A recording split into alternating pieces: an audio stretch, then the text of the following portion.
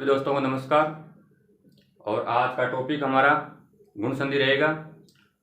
हमने कल दीर्घ संधि को कंप्लीट कर लिया है और गुण संधि कैसे बनती है और गुण संधि कहते किसे हैं।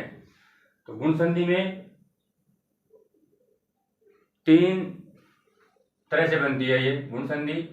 जैसे पहला है ए या आ के बाद में ई या ई आ जाए तो क्या बनेगा ए। और दूसरा है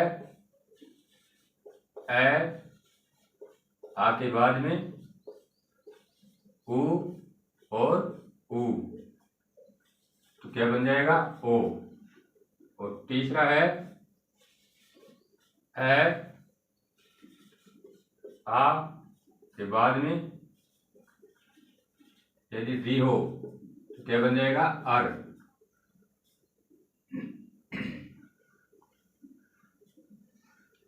यानी ये प्रथम पद का अंतिम वर्ण और ये द्वितीय पद का प्रथम वर्ण।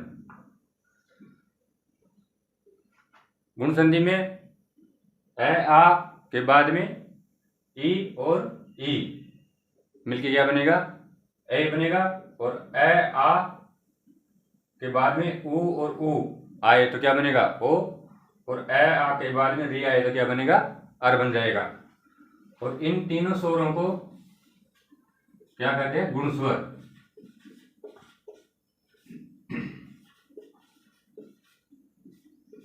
इन तीनों स्वरों को क्या कहते हैं गुण स्वर। गुण स्वर क्यों कहते हैं क्योंकि ए है तो ए में ए आ या ई इनका क्या है गुण समाहित है। ए का और ई का गुण समाहित है। और ओ में ए का और उ का गुण समाहित है। और इधर अर में ए का और री का गुण समाहित है। यानी ये हुआ इस प्रकार। तो इसी कारण इनको क्या कहते हैं गुण स्वर कहते हैं। मैंने कुछ ये शब्द लिखे हैं जो गुण संधि में अधिकतर काम आते हैं। ई वाले यानी ऋस्व ई में कौन कौन से शब्द हैं इतर इच्छा इंद्रिय इच्छुक इति इंद्र इच्छक इष्ट। और दीर्घ ई में इक्षक ईश ईशा ईश्वर ईश्वरी और इक्षण। वैसे तो बहुत सारे शब्द हैं लेकिन अधिकतर यानी 90% के आसपास इन्हीं शब्दों से गुण संधि बनती है और ये द्वितीय पद में काम आएंगे। ठीक है। तो गुण संधि में जो उदाहरण है वो कैसे बनते हैं और गुण संधि का निर्माण किस प्रकार होता है उसे आज सीखते हैं। तो देखते हैं ए आ के बाद में ई और ई आए तो क्या बनेगा ए। तो आज इस वाले पहला जो नियम है उसके उदाहरण और उसको समझने की कोशिश करेंगे। तो क्या है देखते हैं। जैसे उदाहरण है इतर प्लस इतर। तो इधर क्या है इसमें क्या जुड़ा हुआ है जुड़ा हुआ है। और इधर क्या है इधर है ई। तो दोनों मिलके क्या बनेंगे दोनों मिलके ए बन जाएगा। तो इतर और इतर इसका क्या होगा इतरेतर इतरेतर। इतर प्लस इतर इसका क्या हुआ इतरेतर।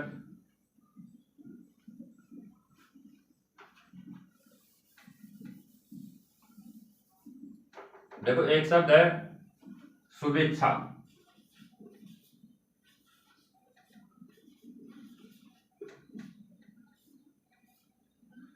शुभेच्छा तो शुभेच्छा है शुभेच्छा का संधि विच्छेद। शुभेच्छा का संधि विच्छेद पहले तो ये देखो इस शुभेच्छा में कौन सी संधि है। तो गुण संधि की पहचान है गुण संधि की पहचान यानी किसी भी शब्द में ए आ जाए ओ आ जाए और री आ जाए तो वहां पर क्या होगी ए आ जाए ओ आ जाए और री आ जाए। री की जो ये मात्रा है कहाँ पर लगेगी, ऊपर लगेगी, तो वहां पर कौन सी संधि होगी, वहां पर होगी गुण संधि। तो शुभेच्छा है, शुभेच्छा में क्या है, एक ही मात्रा है, तो कौन सी आपको पूछेगी शुभेच्छा में कौन सी संधि है, तो आप तुरंत बता देंगे कि ये गुण संधि है। और इसका संधि विच्छेद करते हैं, संधि विच्छेद कैसे हो सकता है, यदि आपको ये शब्द है याद है कंप्लीट, तो इसका संधि विच्छेद करने में आपको 1 सेकंड भी नहीं लगेगी। देखते हैं कैसे होता है। जैसे शुभ है, शुभ, और दूसरा शब्द इच्छा, इधर क्या है, अ है, और इधर क्या है, ई, तो दोनों मिलके क्या बने, ए। तो इस प्रकार क्या हुआ, शुभेच्छा। शुभ प्लस इच्छा, इसका क्या हुआ, शुभ प्लस इच्छा, शुभेच्छा। और देख लो इसमें उदाहरण, मम प्लस इतर, तो इसका हुआ ममेतर। मम प्लस इतर, इधर क्या है, है, और इधर इधर क्या है, इसमें पहला जो वर्ण है दूसरा पद का ई है, तो दोनों मिलकर क्या बने, ए। तो इस प्रकार क्या हुआ, ममेतर। और ये राजस्थान एसआई में पूछा गया सवाल है, ठीक है। और देख लो इसमें जैसे भारत प्लस हिंदू, इसका हुआ भारत हिंदू। भारत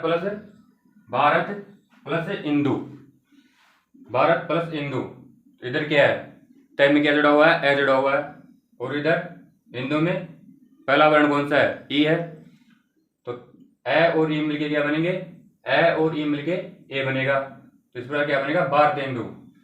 ये रेट में पूछा गया क्वेश्चन है 2018 की, ठीक है। और एक है न प्लस एटी,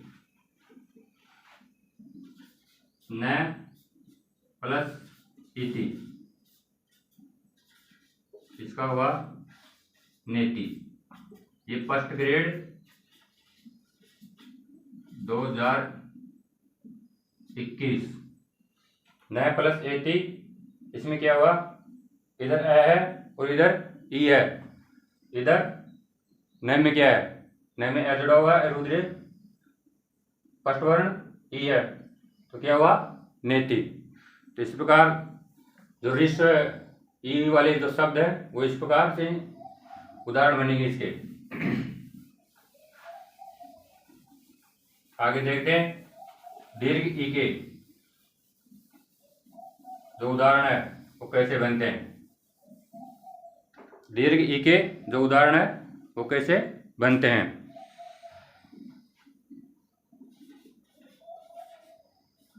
परम प्लस ईश्वर, परम प्लस ईश्वर, तो परम प्लस ईश्वर में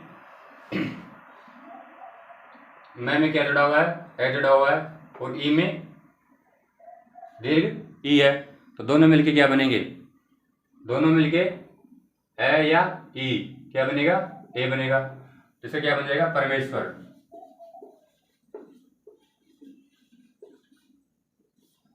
परमेश्वर, ठीक है। परम प्लस ईश्वर क्या हुआ ना, परमेश्वर। पर प्लस इक्षक, तो इसका हुआ प्रेक्षक।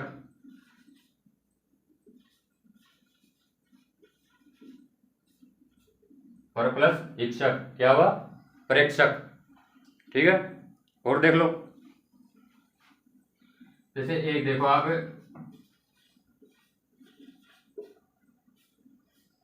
राकेश, राकेश शब्द है और आपसे पूछ ले कि राकेश में कौन सी संधि है, तो आपको पहचान बता रखी है कि ए, ओ और री किसी भी शब्द में आए तो वहां पर 99% कौन संधि होगी, गुण संधि, ठीक है। तो राकेश है, राकेश में किसकी मात्रा लगी हुई है, ए की मात्रा लगी हुई है, तो कौन सी संधि होगी? गुण संधि। आप तुरंत बता देंगे कि इसमें राकेश में गुण संधि है। ठीक है, तो इसका संधि विच्छेद कैसे होगा? राकेश, तो आपको यदि ये शब्द याद है, ये शब्द याद है, तो आप इनकी संधि जो विच्छेद करेंगे उसमें बिल्कुल भी टाइम नहीं लगाएंगे। कैसे? राका प्लस इस प्रकार ये राकेश बनेगा। राका का अर्थ होता है रात्रि